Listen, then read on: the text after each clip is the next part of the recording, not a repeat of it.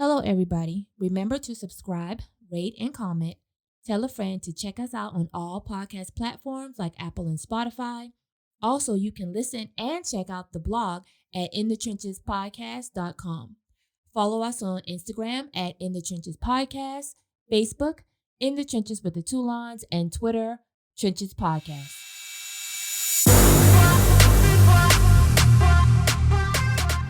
You are now jumping into the trenches with the Toulons, Touly and Ralph, where we pull back the curtain on what marriage and relationships are really about. So let's start the show.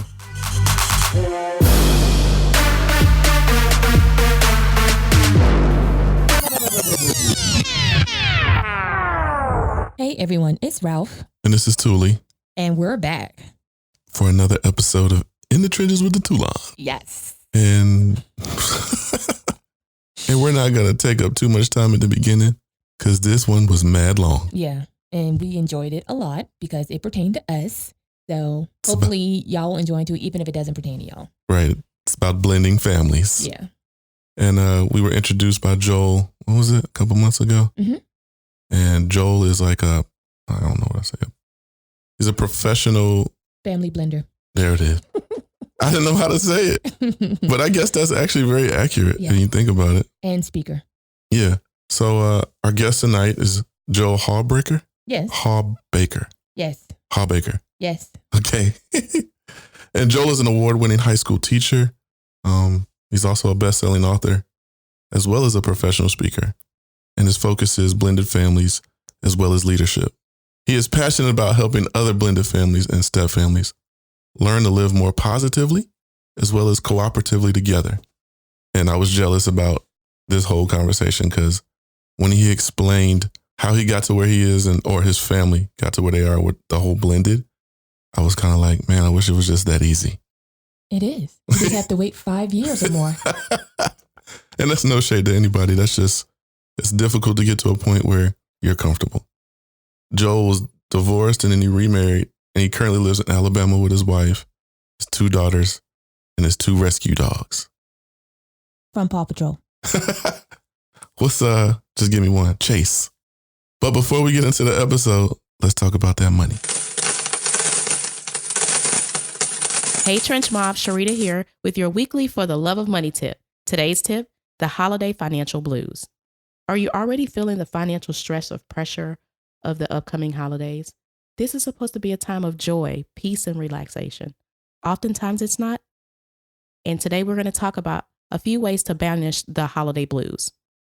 Number 1, talk to a professional like myself, your money therapist, about how you're feeling to get to the root of the problem.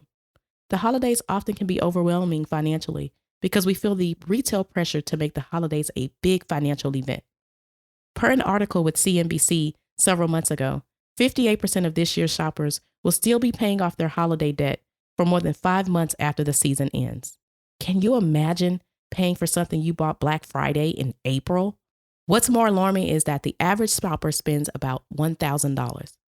But most people don't even have $400 saved when an emergency happens. This is why it's important to have money conversations frequently, because we can avoid some of these holiday blues through communication and a budget. Skip tradition if it will give you back your personal and financial peace. Trench Mob, gifts don't always have to cost money. Just being present with those you love is a gift that will last well past the holiday season. For example, last year, my family and I decided to forego Christmas and decided to save the money to take a family trip together this year. And that's a gift that we all enjoyed and will never forget. Finally, we know the holidays come every year. Let's commit going forward to setting up a holiday fund that you contribute to every single paycheck. That means when the holidays come around, you will have the money saved. If you're buying gifts, shop the sales.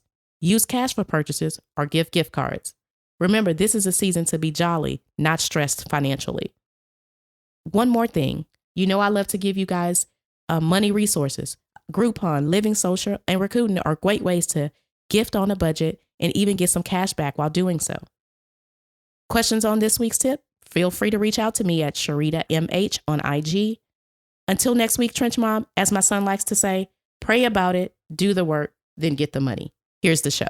Welcome back to the trenches, everybody. Tonight we have a new guest. His name is Joel. How you doing, Joel?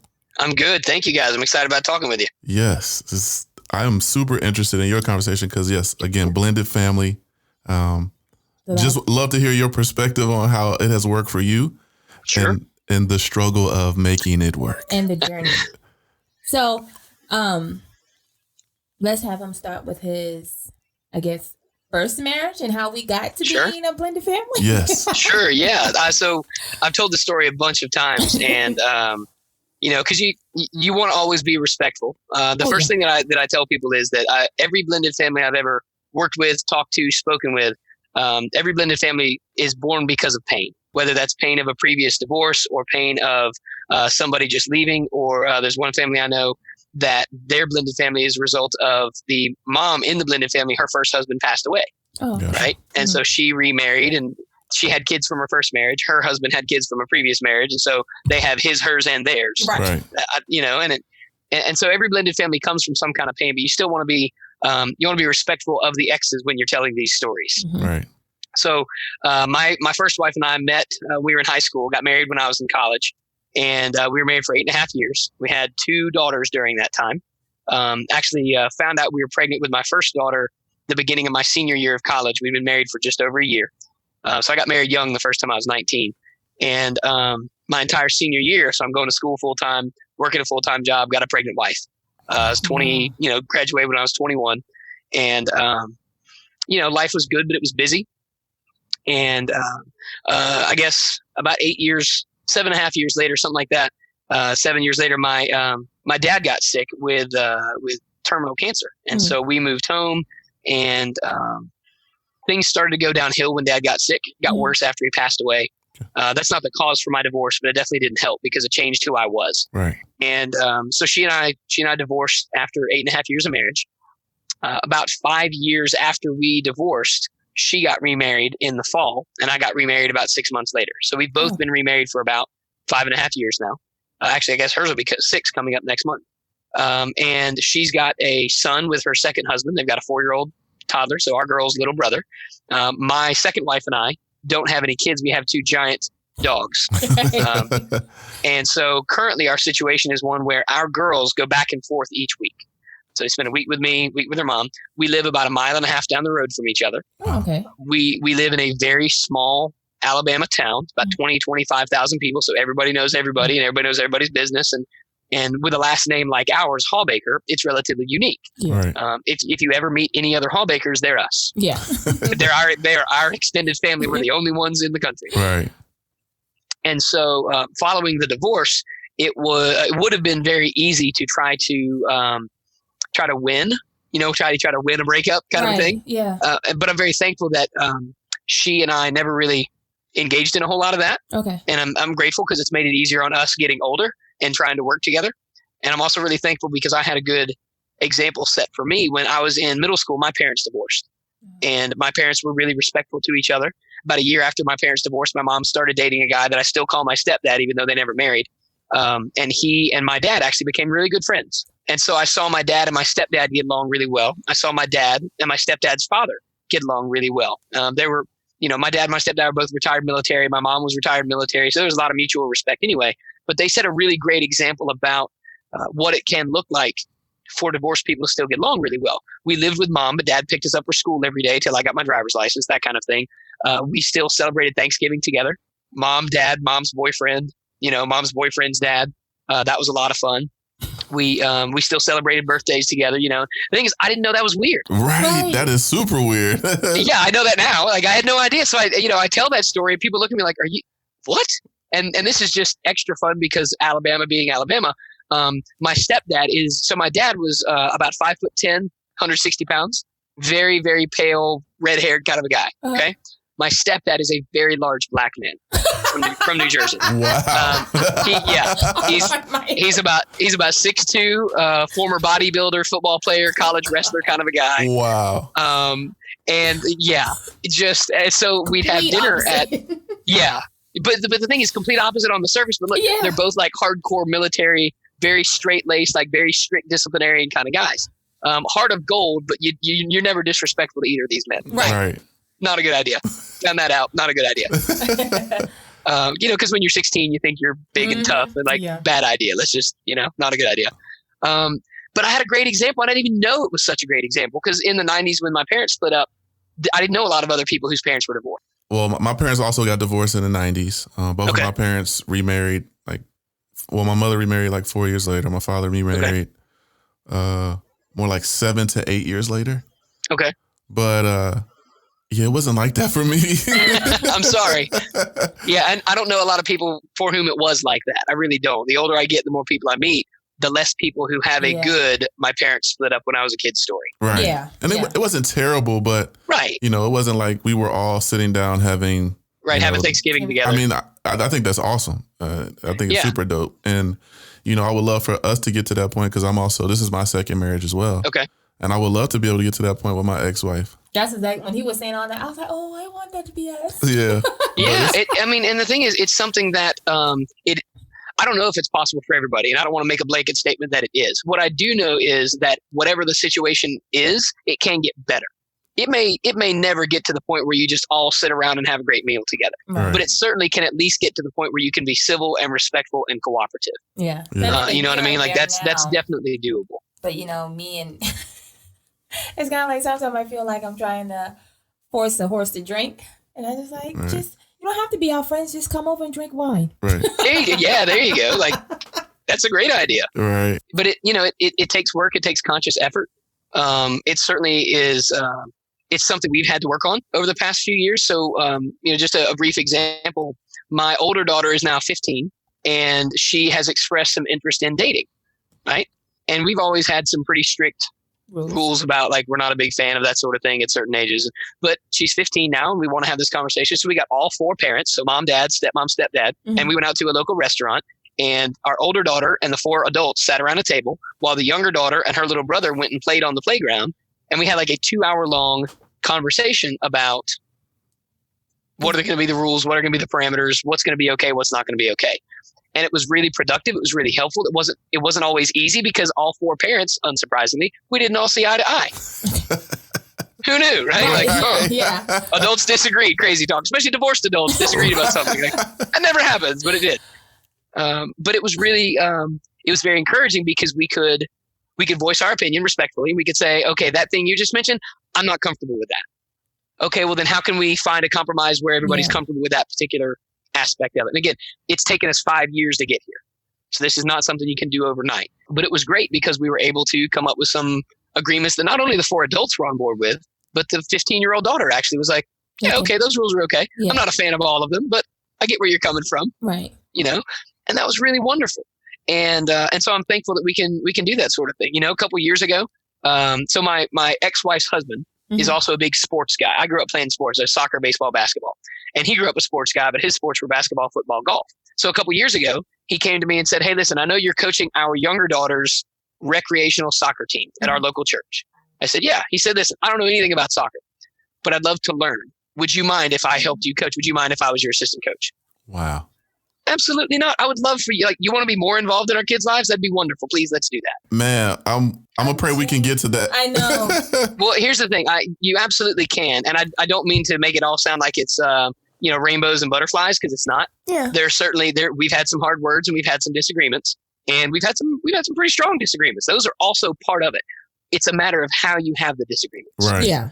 We can have strong disagreements without name calling and without raising our voices most of the time. And if we can do that, it's much easier to have everybody can get together and sit down. Right. Or we can coach our girls' team, because after he helped me coach soccer, I helped him coach her basketball team.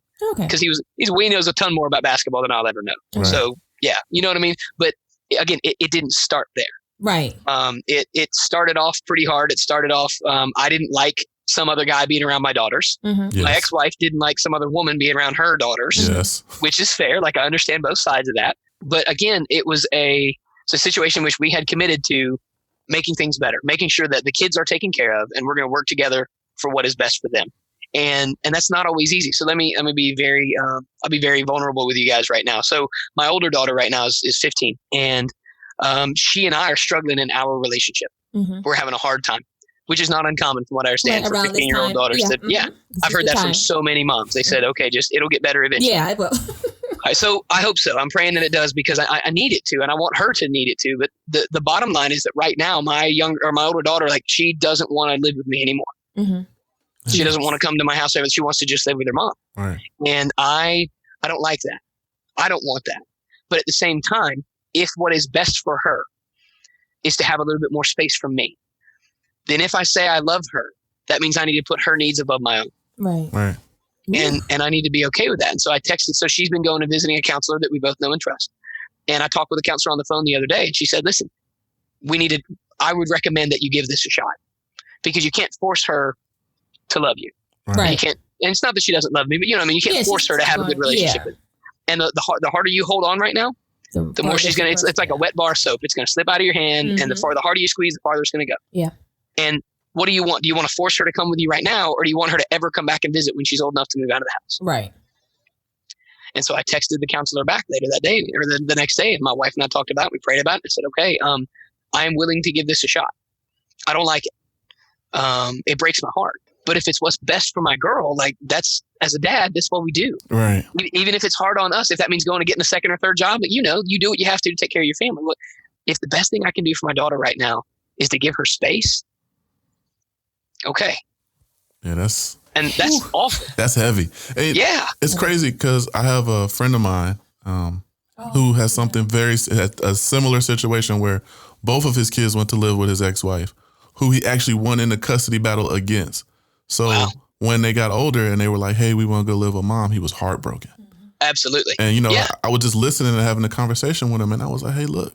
I was like, what you don't want to do is push your kids away forever. I was like, so find that happy medium where you all can come to an agreement that is something that you will be able or willing to grow towards, right? Okay, It sucks for me right now, but if I still get to see you, on a consistent cadence, then it'll work itself out. Right. Yeah. Yeah, and that's exactly it. Like, we didn't ever have a custody thing. We made it very clear we have done everything we could to avoid going to court. Oh, good. And that wasn't always easy, but that was a commitment we made when she and I first split up. That is my ex-wife and I. We said absolutely everything. We'll try everything before we go to court. If we need to go see a counselor, if we need to have a mediator, like, let's do those things before we go say horrible things about each other in a public place. Let's do that. And thankfully, we've stuck to that. And I'm very grateful, because I'm sure it wasn't always easy. From her side either.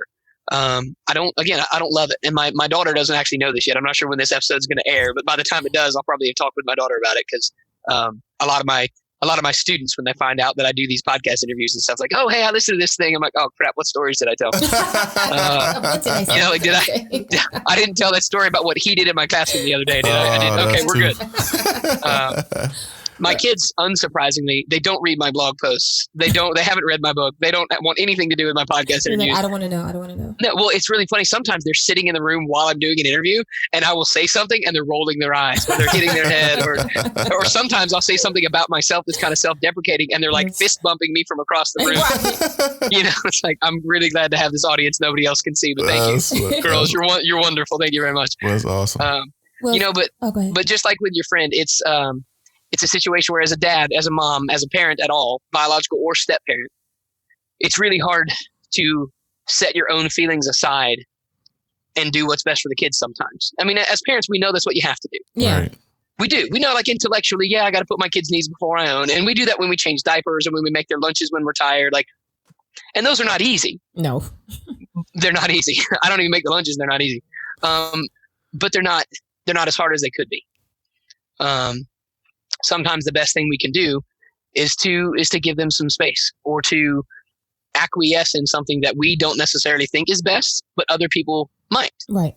I don't necessarily think this is what my 15-year-old daughter needs right now, but she does, and her mom does, and her stepmom thinks it might be, and her counselor does. And it's like, okay, well, so now is it just a question of pride?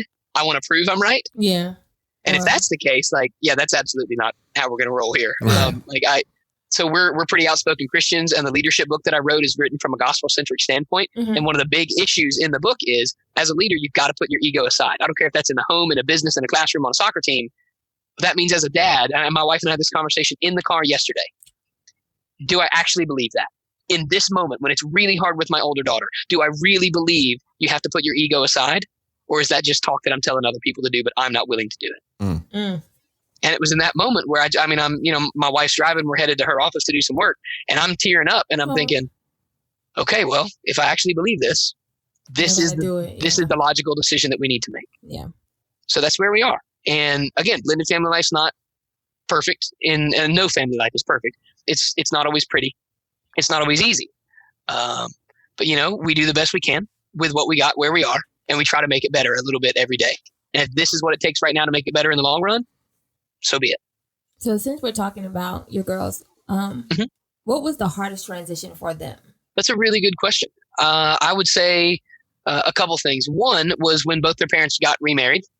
That was pretty hard because we just introduced two new adults. Now, they had gotten to know both their stepdad and their stepmom before the remarriage. Obviously, we took those things pretty slow.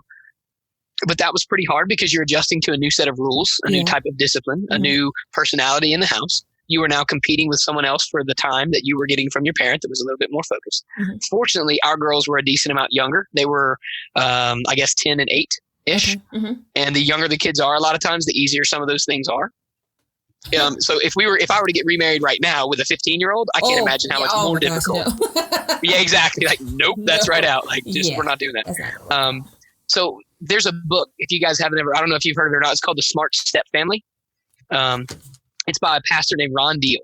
And I recommend this book to literally everyone who even has a relative in a blended family or a step family, because it's brilliant stuff. And he's got a whole series of books, Smart Step Dad, Smart Step Mom, Smart Step Family Finances. Like, they're all great. But in that book, he talks about a number of different aspects of blended family life. And one of the big ones is that it just takes time. He uses the analogy of cooking, right? So if you want a really great meal, you don't buy the $2.99 microwavable dinner at the grocery store. It'll fill you up and it will satisfy your hunger for a little while. And it doesn't take very long to cook. You throw it in the microwave, you peel the topping, the plastic cover back, and you have a meal. That's not exactly gourmet cooking. It's not even really good food. No. But blended family life, you got to approach it like a crock pot meal, right? You take all the ingredients, you put them in, you turn it on low heat, and you let it cook for like 8 hours. Yes, the long game. And it's going to take some time. And when it takes time, there are going to be bits where you have to check on it. There are going to be things where you got to go stir it up a little bit and find out if you need to add some seasoning or whatever. But you can't rush that process. And that's both really encouraging and really hard. It's hard because you think, but how much time? And there's not a good answer. It depends on the ages of your kids. It depends on how long you dated before you. Like, there's a lot of things it depends on. There's no one answer to how long is it going to take other than a long time. So it's hard. But it's also encouraging because it means where you are now, you're not always going to be there. It will get better in the long run. It will get better eventually if you're continuing to work for it. And that's encouraging in a long-term view kind of way. Right. I wish there was a magic pill. I wish there was like a magic bullet where you could say, just do these 3 steps and everything will be great tomorrow. There's probably a book for that. Yeah, I'm sure there is, but I didn't write it, so I don't know what they are. And I hadn't read it either. So, obviously a human didn't write that. Right. That's exactly right. There's nobody who's written that book real well from this planet. Right. But it's hard, but it's wonderful and it's redeeming. I've learned a lot more about grace and forgiveness since I've been part of a blended family than I ever did when I was younger. Mostly because I need the grace and forgiveness of my wife, not because I'm good at extending. So it turns out that despite being a college educated high school teacher, like, I'm kind of a bonehead. And my superpower is the ability to accidentally anger women of all ages. We share that superpower. Dude, good. Someone else has this. Okay, we can form a team. Right. This is great. I have a cape for you in my closet. Yeah, it's good. That'd be good. As long as it's blue. The blue is my color. I got you. All right. But no, I do. I didn't know before my second wife and I, before we were married, we were dating. My ex-wife came over to pick up the girls one day. And so my girlfriend, now my wife, was standing next to me outside the car of my ex-wife who's picking up our kids. Mm-hmm. And I decided that was a good time to talk with my ex-wife and reminisce about movies we used to watch when we were going to bed to go to sleep. What in the world? Now, not only did I do that, I didn't know that was a bad idea until my ex-wife drove off and I turned around and my, again, girlfriend at the time goes stomping up the front steps to my house and just looks at me. You give the look. Yeah. Yes. Oh, yeah. You get the look. You get the look. And I looked at her and went, huh. And I said, did I do something wrong? Right. It's like all you have the same book. Dude, I'm telling you, they hand this out when you're 12 and you have to pass the test. Otherwise you don't get to be 13. And she's looking at me going, what do you mean? Did you do something wrong? I'm like, okay, so I can see that you're upset. And I'm thinking, look at me, I'm learning. She's upset and I recognize it. This is good. He's like, look at me, I'm learning. Yeah. This is I'm a teacher. And so I think, okay, what did I do that was so bad?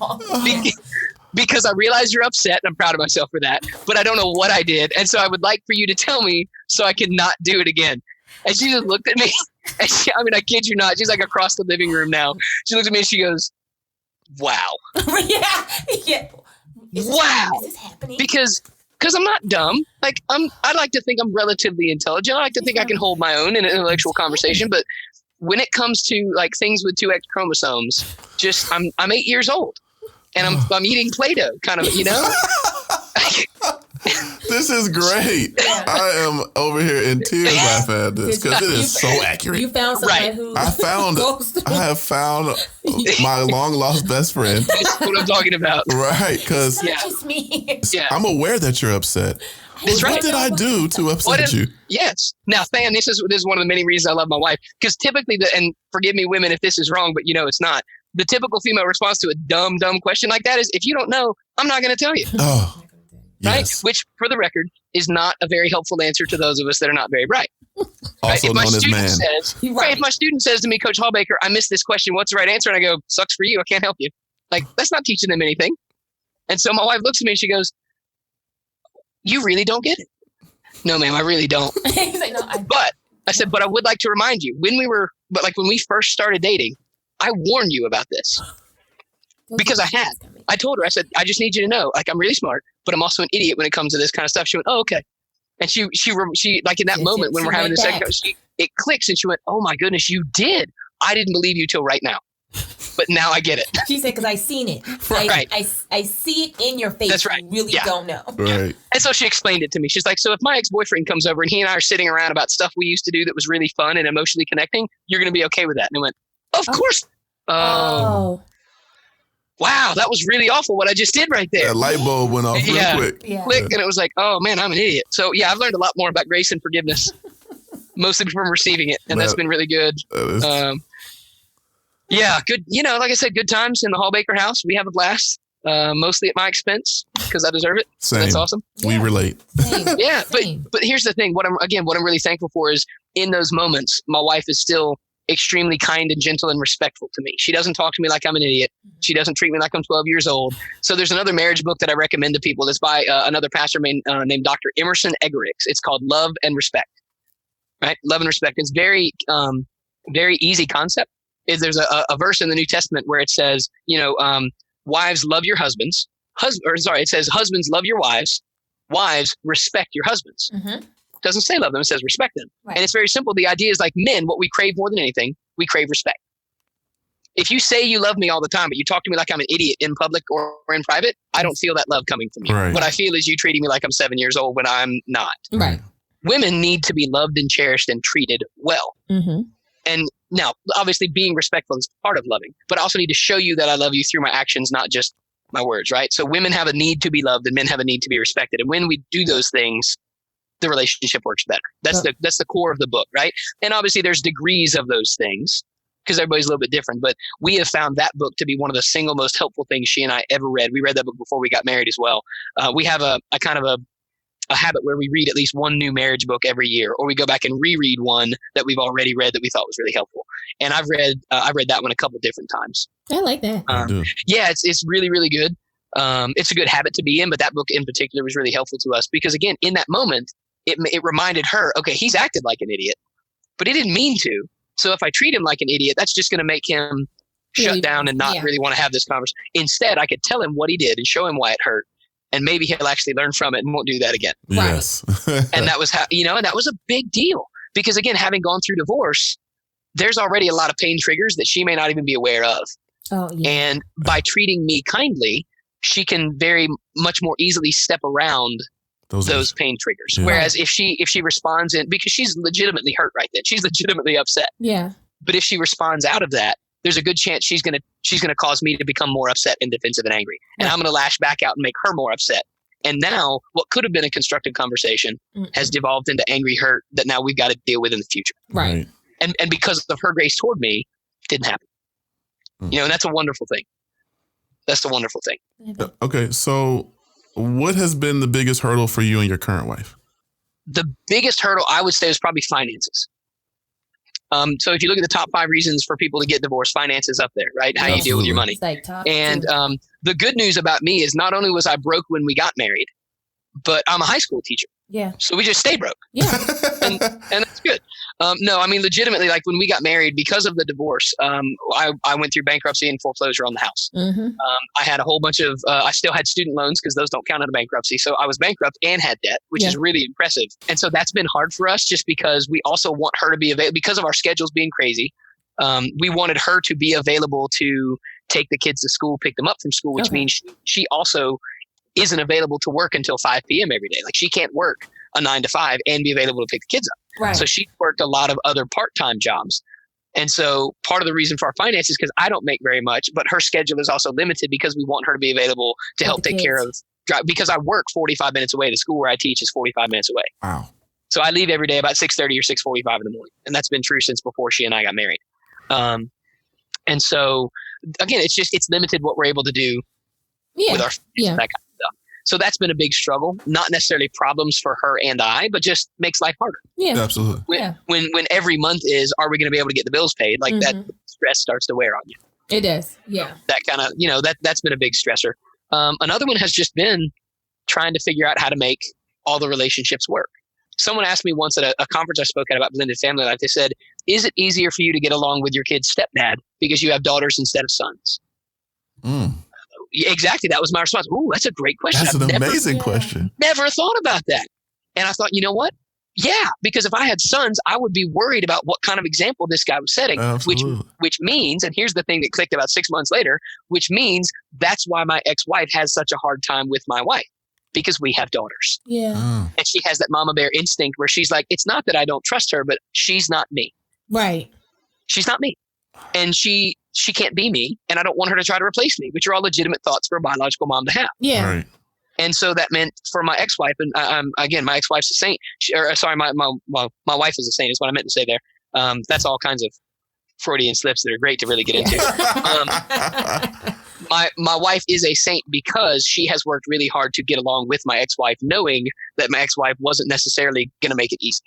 And I don't say that to criticize my ex-wife, but again, like if I had sons, yeah, exactly. It's an understandable defensive kind of reaction. Yeah. And the thing is, we've seen the fruits of my wife doing those things because my ex-wife has also tried to reach out to my wife and make things easier. Yay. And again, and I'll give you a couple examples, but also not surprisingly, my wife and my ex-wife, when they get along best? When I'm not around. They can have a totally fine conversation and have no tension at all if I'm not in the room. So you're the problem. Well, why? Absolutely. Absolutely. Why though?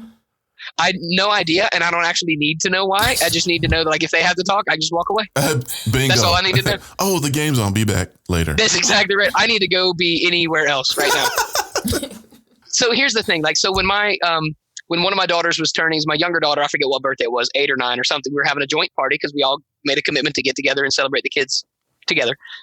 My ex-wife came and got my wife and said, will you help me fix the cake? Will you help me decorate this? She wanted a cake made out of Rice Krispie treats. So basically, just put Rice Krispie treats stacked up and hold together with popsicle sticks. Well, the thing is, my wife is an art major. Like, that's what she studied in college. She did art stuff. And so my ex-wife knew that. And she said, I know that you're artistic and creative. Please come help me with this thing. Right. That was really nice of her to do that. She didn't necessarily like doing it, but she knew this was to be a great example of showing our kids we can all love you together. Yes. Yeah. And she did that.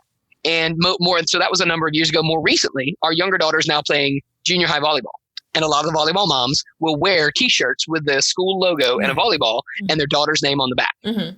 So my wife texted my ex-wife the other day about our younger daughter and said, hey, this thing about our younger daughter. And my ex-wife texted her back and said, yes. And also, Olivia will be bringing you a T-shirt. Some of the other volleyball moms got one, and I thought you'd like one too. Oh, that's awesome. Man. Yeah, completely blew us away. Right. Not because my ex-wife's a terrible person, but because that was really overly generous of her. That was very kind of her to think. 1, she might like this. And 2, I'm okay with her also wearing a T-shirt with my daughter's name on it. Man, that's called, because she also does the mom stuff. Like, that was huge. That was huge. We call that growth. Yeah. Yeah, it was wonderful. And again, it's the sort of story that I love to tell because I hope it's encouraging to other people. Now, you can hate us a little bit. and that's okay too. Hate y'all a lot of it. That's okay. But I want it to be encouraging because again, it is possible. It is possible to get to a better place than wherever you are. I fully believe that. Again, it may not always be holding hands and singing Kumbaya around a campfire. Yeah. But it can be, hey, listen, I really appreciate what you did with my kid the other day. You know what I mean? It can be it can be a kind word because again, in a difficult co-parenting relationship, for a biological parent to reach out to the step parent and just say, hey, thank you. That's a big deal. Oh yeah. Huge deal. That's a big deal. So it's possible. I'm telling you, it's possible. And a lot of people say, well, you don't know my ex and you don't know what they did. You're exactly right. I don't. And I'm not telling you that everything is possible. I'm telling you better than where you are right now is possible. I like that. So what has been the most positive thing or situation that has come out of being a blended family? Like top down, like this has been the best. So I would say one of them is a couple of the things I've already mentioned. The T-shirt, which just happened this past week, like that blew us away. We were not expecting that. That was major. Awesome. Another one was just that meeting about our older daughter wanting to date. Mm-hmm. Because again, it was 4 parents having a great conversation for over 2 hours sitting in a restaurant. And again, it sets a great example for our kids. It's a good modeling of what we want our kids to become. So one of the things I talk about is be the adult you want your children to become. Which means you need to treat people well. It's the golden rule from when you were a little kid, right? Like be nice to people if you want them to be nice to you. Like this isn't even that complicated. It's the phrase I've heard for it is it's simple, but it's not easy. It's simple, but it's not easy. And so those have been some huge successes for us. A couple years ago, the girls needed clothes for going back to school. And so my ex-wife texted my wife and said, hey, would you like to come with me shopping to help get the girls back to school stuff? Because I know that you also like to help pick out their clothes, that kind of thing. Like just those kinds of cooperative moments, to me, those are the highlights. I mean, the easy stuff is like tomorrow morning, our younger daughter's getting inducted into the junior high beta club, like an honor society, good grades stuff. Okay, that's awesome. So my ex-wife and my wife are both going to try to go. And that's wonderful because they can be in the same room and they can both cheer on our kid. And it's not like, is there going to be a cat fight? Or like, because the thing is, I had a soccer player a few years ago. So I used to coach soccer at the high school where I teach. And she was a senior. So on senior night, her parents had divorced the year before, maybe 2 years before, and they did not get along. And so at senior night, we're getting ready to walk onto the field in front of the whole stadium, right? Her mom is there. Her dad is there. There's a rose. It's this big ceremony and there's hundreds of people watching. And she has to tell her parents, I need you to act like grown-ups and get along for at least 10 minutes while we're doing the ceremony. Wow. She's 18. She shouldn't have to be lecturing her parents on being nice to each other. Yes. Come on. And the thing is, I love the kid for being willing to do that. I hate it that her parents were unable. And I don't want to say, because in this situation, one parent was much more of a problem than the other. And I don't want to say which one in case they listen to this podcast. because I don't want to throw them under the bus. That's fair. That's fair. Yeah. The point is, the daughter shouldn't have had to do that. And the parents should know better. Right. This is true. I'm thankful that the parents in our situation, in general, we know better. Yeah. Not because we're great people, but because we've learned and we've grown. With that. So how did you get your ex-wife to be okay with your current wife being involved with the girls, like education, doctor's appointment, like things like that, to where y'all are like having a conversation collectively? Yeah, that's a really good question. So a couple things. Part of it is just continually trying to approach any disagreement in a respectful way. Because, the Bible tells that a soft answer turns away wrath. Right. So if there's a disagreement, let's try to be kind about it and keep our tempers down. So just a habit of doing that back and forth is helpful because it changes the way we dialogue. And so over the long term, if you are gentle and respectful towards someone, they are more likely to respond the same way to you. Right. So that's a little bit. The other part, I can't even take any credit for at all. I don't even know if I can take credit for that part. But the other part, I definitely can't. Basically, what it was my ex-wife had a conversation with a friend of hers who is also a stepmom and a biological mom. And my ex-wife, from what I understand, my ex-wife was expressing some frustration about my wife wanting to be so involved. Right. And my ex-wife's friend said to her, I just want to make sure I'm understanding you correctly. What you're frustrated about is that your ex-husband's wife, your kid's stepmom, loves your kids too much. Wow. That's what you're upset about. She wants to be too involved. She wants to be, and she didn't mean it rudely. She might have meant it with a little snark. Oh, absolutely. There's some sarcasm behind it. There's a little bit and this lady, she just is that way. But she also meant it like in a seriously eye-open kind of way. Like your issue is that she wants to be more involved than you want her to be. Yeah. I understand that, but look at the alternative. Would you rather her be neglectful? Yeah. Like if the worst situation you have to deal with is an ex-wife who wants to be too loving and too involved with your kids, then that's something that maybe look at differently and maybe be some thankful for. Yeah. And again, because I've had to look at it the same way, because there's some things that my girl's stepdad does that I'm jealous of. He gets to be more involved in their lives in some ways because the school I used to teach at, he now helps run some of their athletic stuff. Oh, so he's there, yeah. So he's there a lot more. Yeah. He gets to see my kids probably more than I do a lot of the time. And I'm jealous of that. And I really want to be angry about it. But I also hear that conversation in my head and go, so your problem is your stepdad loves your kids too much, huh? Yeah, you got a rough life, buddy. And it's like, you know what? I'll be quiet, right? That's it. I apologize to everyone who actually has big problems to deal with. Right. Because if my biggest problem is that my kid's stepdad loves my kids too much, seriously, just tone it down, buddy. Right. So, and that was a good lesson for me to be reminded of too. So I had a question because, I never thought that I would get married again. How did you know that it was something you wanted to do again? Ooh, that's I wish my wife were here to tell this story. She's already gone to bed at the time of this recording. So we dated, we actually spent some time together working out while she was in college. She came home from college one summer. I'm 9 years older than her. She was in college when we started dating. But the year before that, I had blimped up after my divorce. I'm 5'3", but I have a big Napoleon complex. But after my divorce, I had blimped up to almost 200 pounds. Wow. At 5'3", he's a pretty round dude. Yeah. Right. Not healthy, kind of round.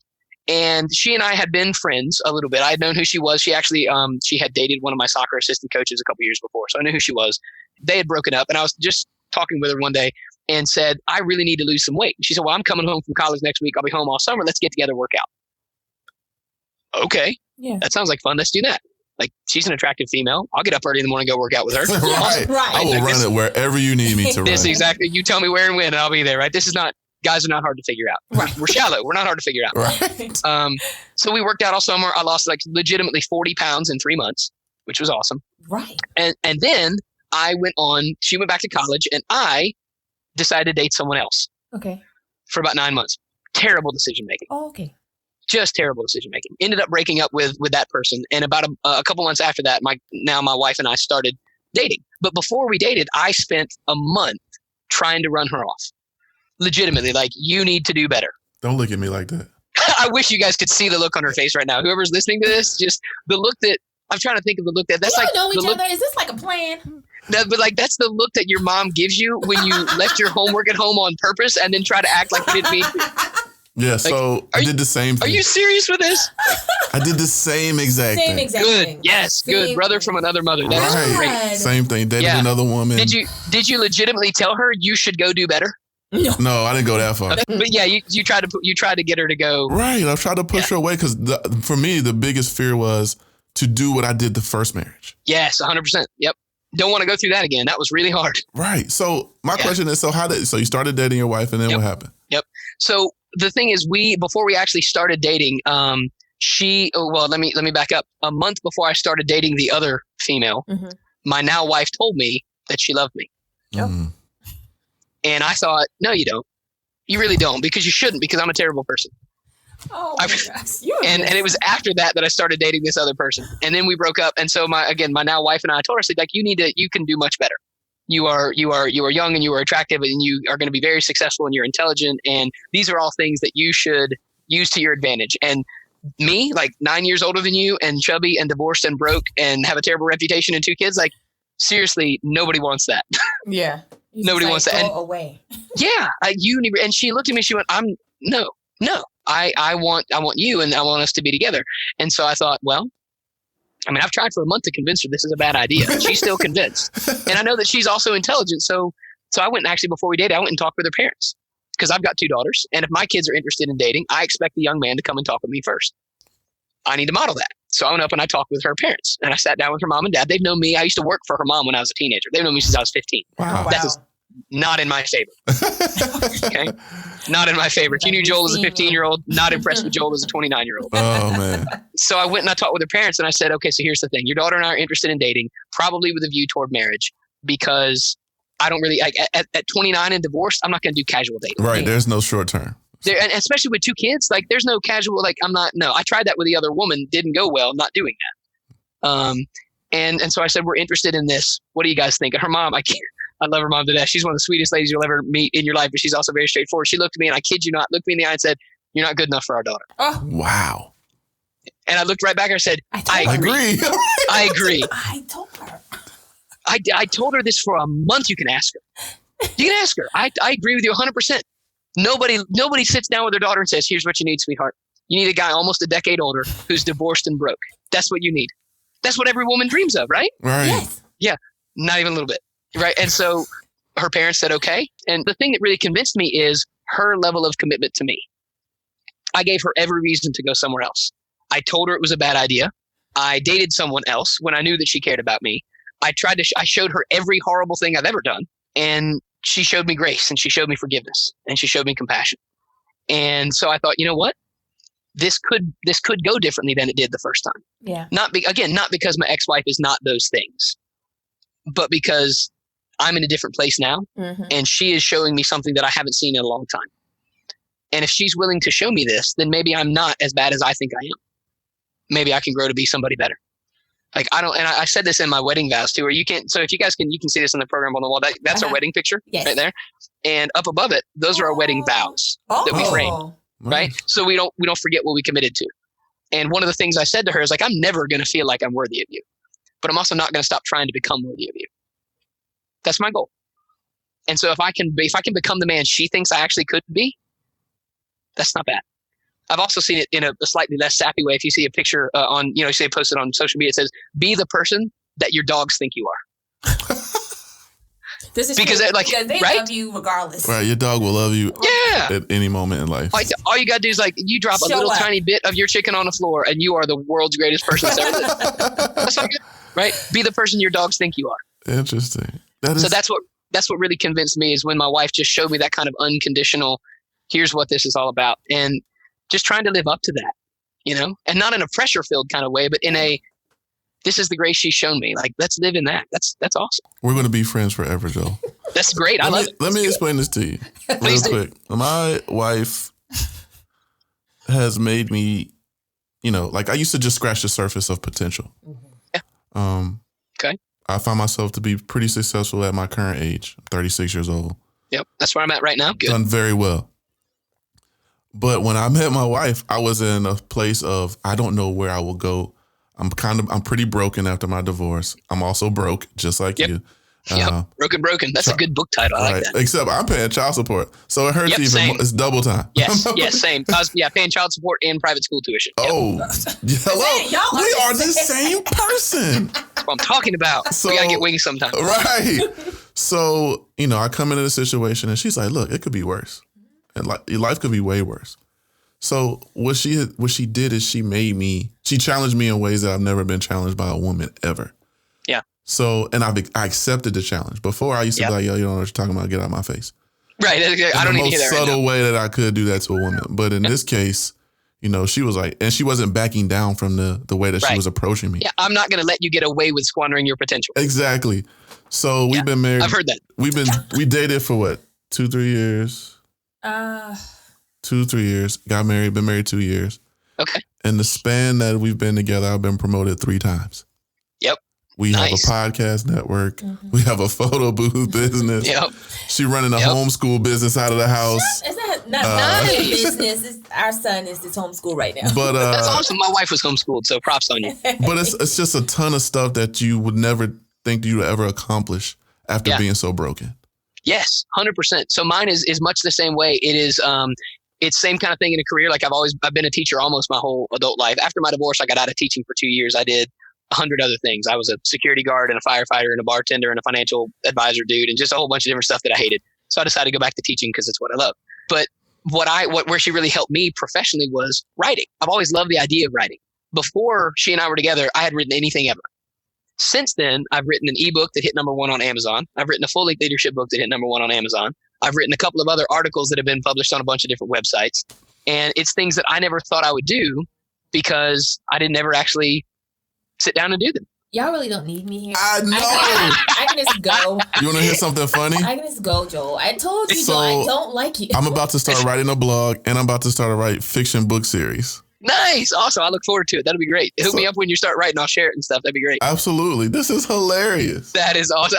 I'm telling you, I wish the listeners that have listened, I wish you could see her face right now. What is happening here? It is wonderful. This is kind of scary. It's creepy.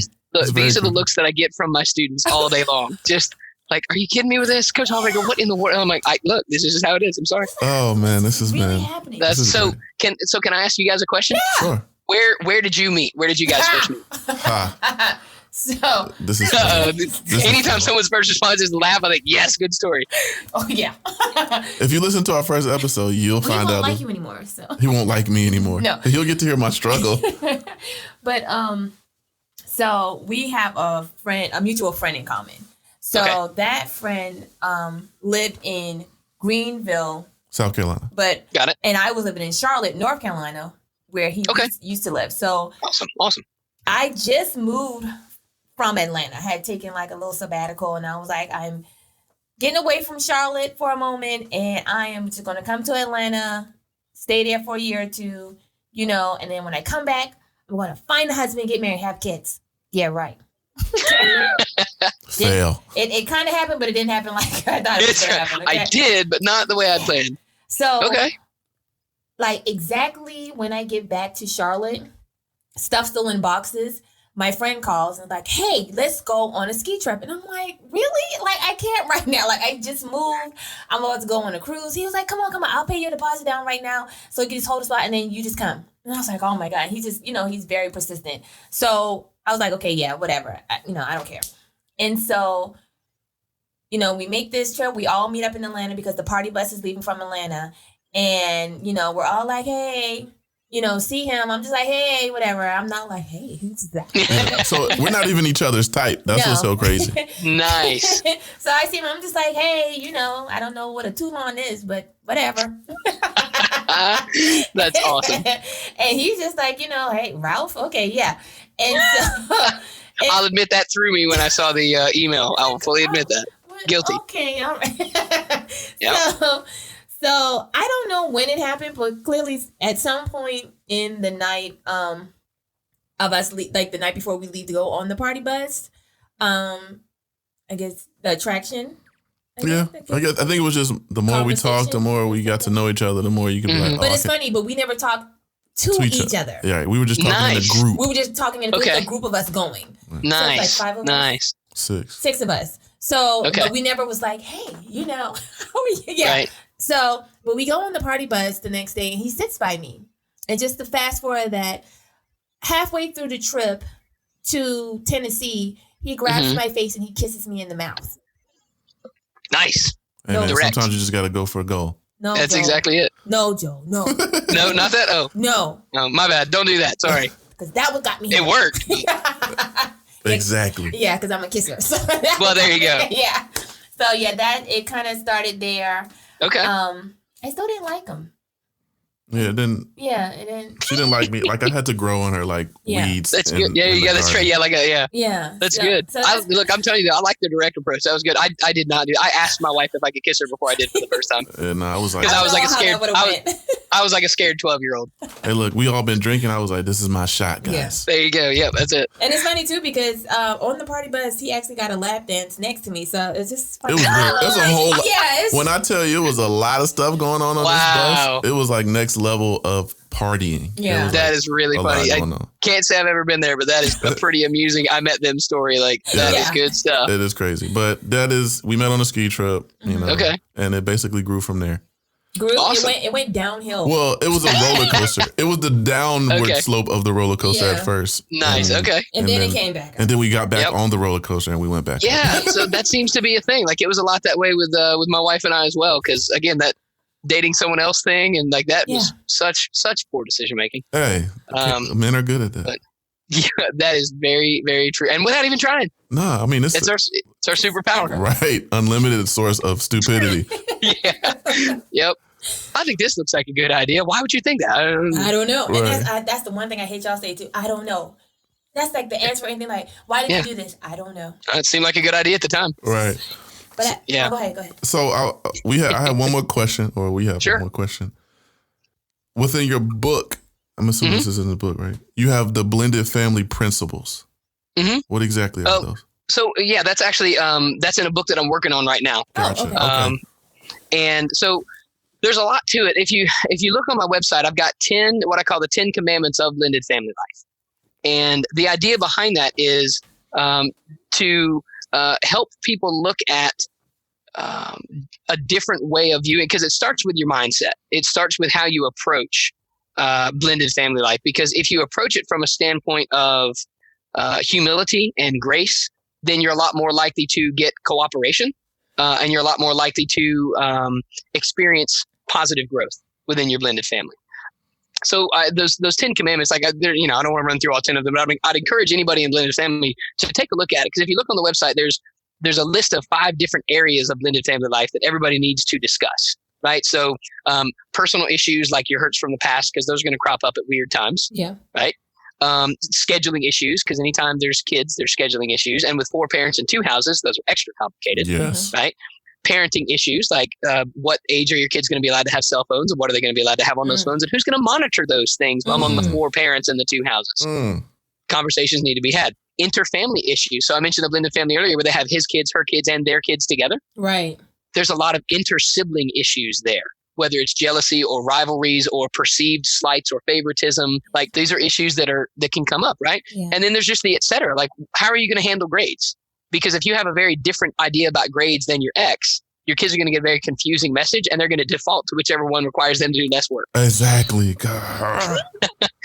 And so you got to talk about those things, right? And so I came up with these 10 commandments to help people have a starting point of principles, because these are not specific actions all the time, but they are general guidelines that if you follow these, it'll make life easier. I'll just give you a couple to give you an example, right? Okay. The first one is to over communicate with all the adults.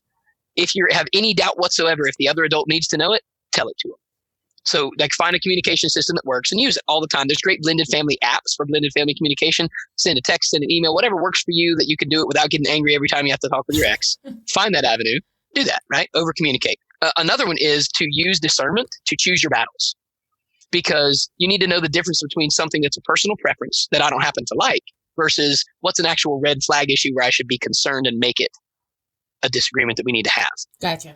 Because there's a big, so at my house, our kids have earlier bedtimes than at their mom's house because we disagree about bedtime. But what we agree on is the kids need to get enough sleep for school. Right.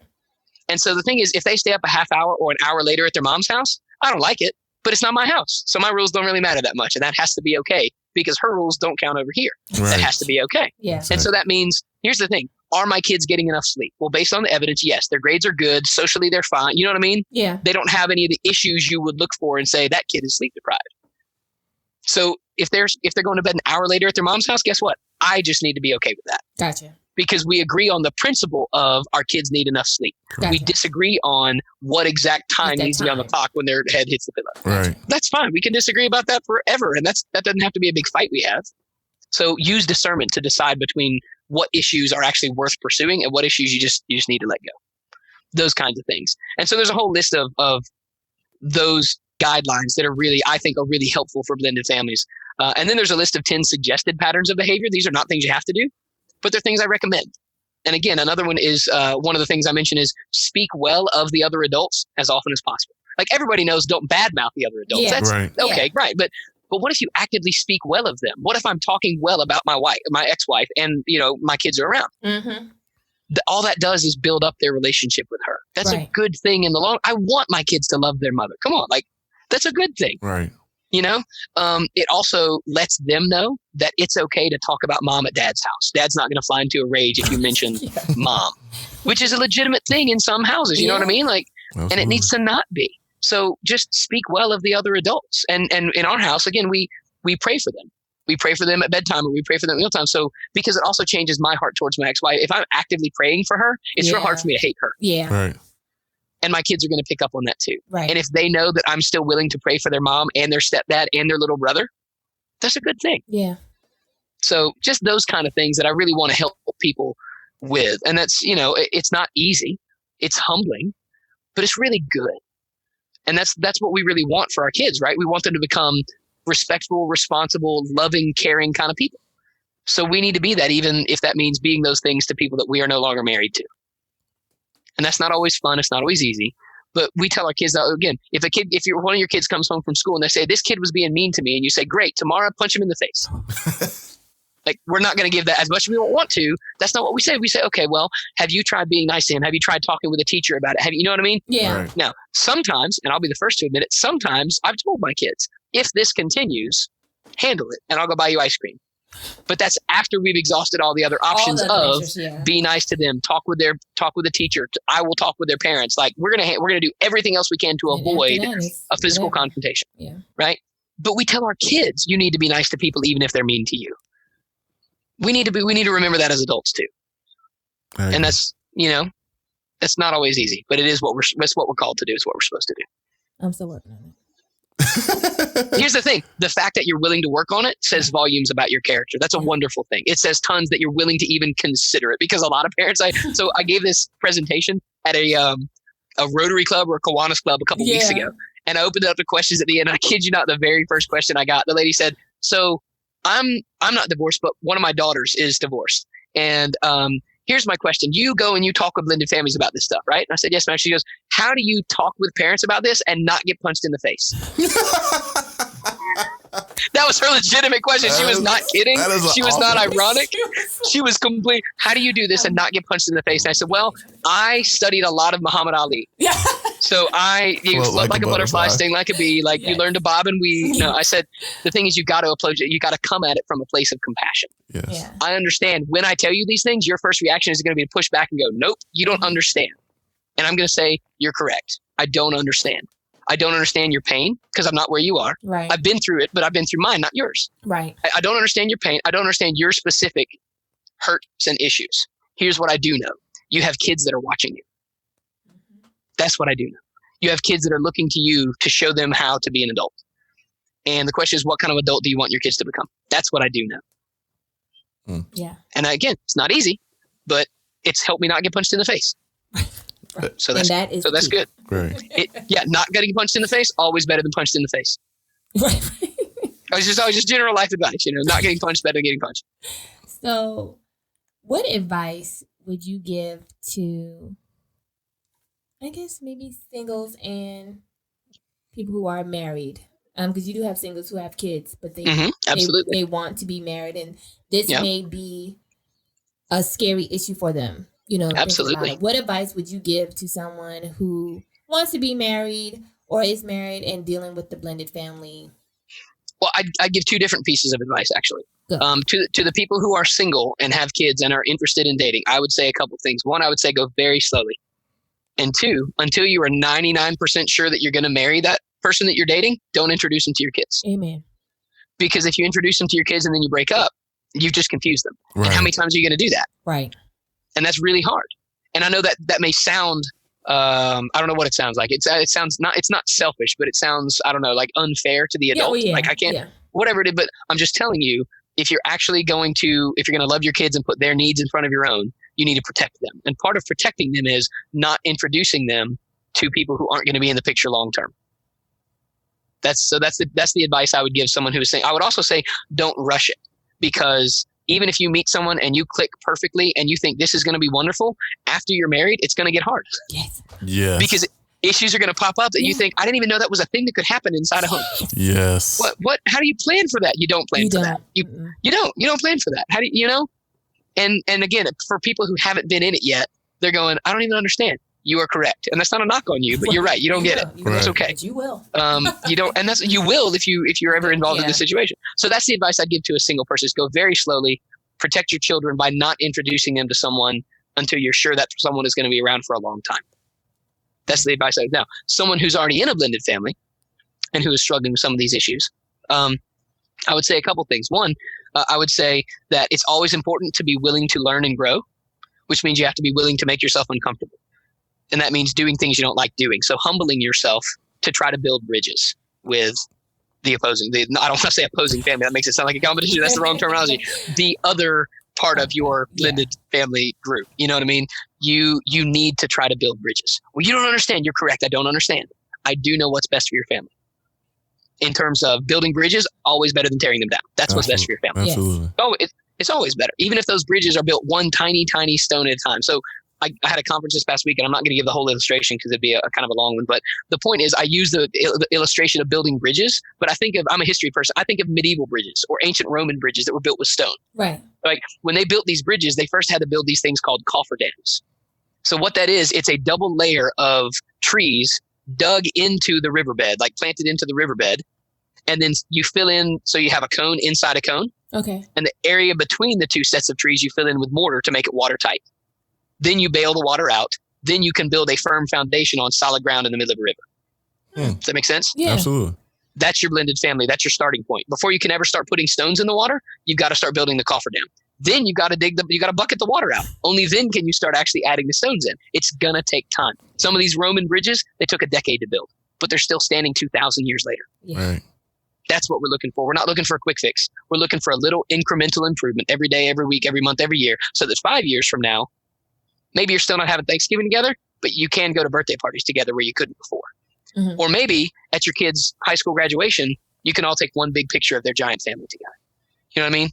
That's what you're looking for. And it takes time. It takes time. It takes time. It takes time. Absolutely. So that's the advice I would give to someone who's in a blended family and they're struggling, right? Reach out to the other family. Start building bridges, even if it's just tiny moments. And one of the ways to do that is just express gratitude. Like, this is a very easy way to start. That's a stone you can put in your cofferdam, is just reach out, just send a text and say, thank you. Thank you for, and then fill in the blank with a specific action. Yeah. And that builds it, because they're going to look at that and go, that was weird. Yeah. And the first 5 or 6 times, they're going to think you're being sarcastic. Because we can read whatever tone of voice into text message we want to, right? Right. Yes. Yeah. Because you can't actually hear their voice. So it's like, oh, Yeah. great. They thanks a lot for bringing my kid home. Like, no, but legitimately, thank you. Yeah. You know? So, take it slow. Put your stones in the cofferdam. That's the phrase that I use, right? Building bridges. I love it. Joe, I just want to say thank you. This has been amazing. I've learned a lot. Me too. I learned that there are other people like me out there. A lot, Specifically Joel. Always lot good. like you. Yeah. But yes, thank you for coming on, man. It's been awesome. I wish you much success on your next book. Please keep us posted. Let's stay in touch. I look forward to you continuously providing that voice for blended families.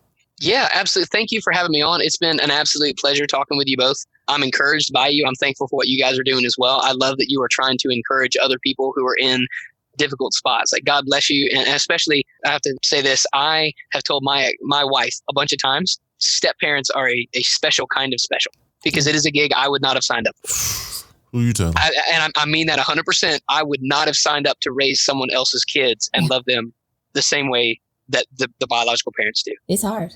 I 100%. I believe it's a gig I could not do. I've told my wife that. I've told my kid's stepdad that. I actually told him that a couple months ago. I said, God bless you, because I couldn't do what you do. I don't know how you love someone else's kids as much as a biological parent could do, but you do. Yeah. You do. Like, one of the things that my ex-wife has heard from people that they don't normally mean it negatively, but it comes across that way, is when someone says, well, it's different when they're your own. And it's like, yeah, but they are my own. Right. I do all the parenting things. Like, I realize I didn't carry them in my stomach, but like, all the stuff that parents do, I do those. So please don't try to take away from that. Yeah. You know what I mean? So again, God bless you, because that's a hard gig. And, God bless you, babe. yeah. Please bless me. So, God. but no, thanks for having me on. I'm excited about getting to do this. I'm excited. Like, I'm starting to do some blended family coaching with families and small groups and stuff. I'll be doing a small group Bible study at a church here starting in October. And anyway, I'm pumped about it. I love getting to do this. So thanks for giving me an opportunity to share and encourage other blended families. I'm really, really grateful. Thanks for having me on. Our pleasure. I'm so glad that we were able to get you on. Yes. Because I thought this was going to be wonderful, and it is way more than what we expected. Way more than what we expected. Absolutely, Thank you, Joe. Thank you. As we stated, we're not going to be here all day. So until next time. Peace. See you tomorrow.